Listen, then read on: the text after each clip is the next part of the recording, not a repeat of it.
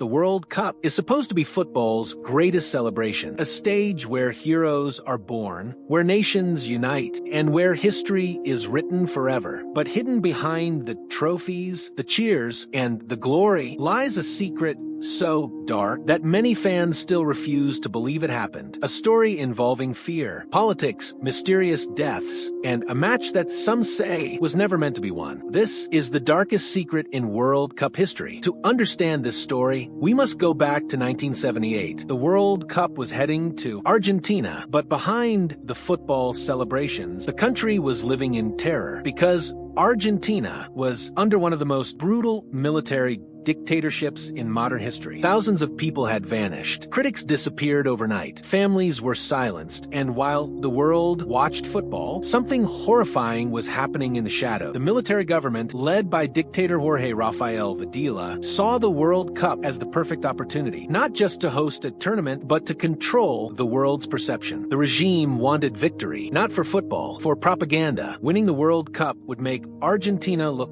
powerful, united, unstoppable. And according to many historians, they were willing to do anything to make that happen. Then came the match that changed everything. Argentina versus Peru. To reach the final, Argentina needed to win by at least 4 goals. Anything less, and they were out. What happened next shocked the football world forever. Argentina won 6-0, a result so unbelievable that accusations started immediately. Fans called it fixed. Journalists demanded answers. Even players look uncomfortable discussing it years later. How could Peru collapse so completely against impossible odds? But the deeper investigators looked, the darker the story became. Rumors exploded across the world. Some claimed political pressure was involved. Others believed secret deals had been made behind closed doors. One theory suggested the Argentine dictatorship offered economic aid to Peru. Another claimed Peruvian players had been intimidated. And then came one of the strangest details of all. Before the match, members of Argentina's military government reportedly visited the Peruvian locker room, including dictator Videla himself. To this day, nobody truly knows what was said inside that room. But after the visit, Peru collapsed. Then fans discovered something even stranger. Peru's goalkeeper, Ramon Quiroga, was actually born in Argentina. That single fact fueled conspiracy theories for decades. Was it coincidence? Or something much darker? Quiroga always denied wrongdoing. No proof of match fixing was ever officially confirmed. But the suspicion never disappeared because football fans around the world felt something was deeply wrong. Argentina reached the final, and eventually they became world champions. The streets exploded in celebration. The dictatorship got exactly what it wanted. Images of smiling fans flooded televisions worldwide. While only miles away, political prisoners were allegedly being tortured in secret detention centers. Football had become a distraction, and millions watching around the world had no idea. Years later, former players, journalists, and historians began reopening the case. Some insisted the tournament was manipulated. Others argued there was never enough evidence. But one thing became undeniable. The 1978 World Cup was never just about football. It was about power, control, fear, and the terrifying ability of sports to hide the truth. For many Argentinians, the victory remains a proud moment in football history. But for others, it represents something darker, a reminder that behind the beauty of the World Cup, there can also be manipulation, propaganda, and silence. Because sometimes the biggest moments in sports history hide the darkest secrets of all. Do you think the 1978 World Cup was manipulated, or was it simply one of football's greatest coincidences? Comment below and subscribe to Goalverse for more untold football stories the world never forgot.